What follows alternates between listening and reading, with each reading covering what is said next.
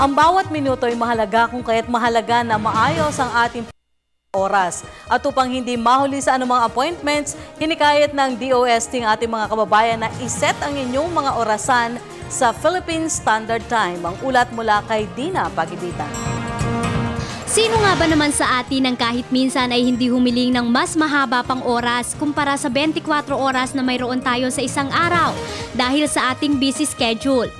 Ngunit yan nga raw ay imposible dahil bawat isa sa atin, anuman ang ating katayuan sa buhay, ay binibigyan lamang ng 24 hours sa isang araw.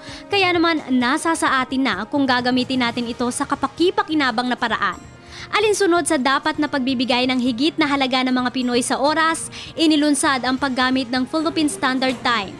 Layo nitong mabago na ang gawi at kultura ng mga Pinoy sa pagiging late, na madalas ay pinagmumulan ng hindi pagkakaintindihan. Gayon din ang negatibong impresyon sa atin sa mga katagang Filipino time. Pinangunahan ang paglulunsad na ito ng DOST Pag-asa, ang official timekeeper ng bansa. Maganda po sana kung ang ating time ay sinusunod po natin. Sa Maynila kung saan halos lahat ng tao ay busy, malate ka lamang ng ilang minuto sa iyong pagbiyahe, sigurado butin ka na ng traffic na talaga namang masakit sa ulo. Tayo lahat dapat ma-maximize natin yung ating oras sa mundong ito. We are all mortals and we cannot waste a single moment of our lives in just waiting for others who are stealing our time away. We have to be productive as a citizen. Epektibo na ang naturang batas simula Disyembre 20 ng taon.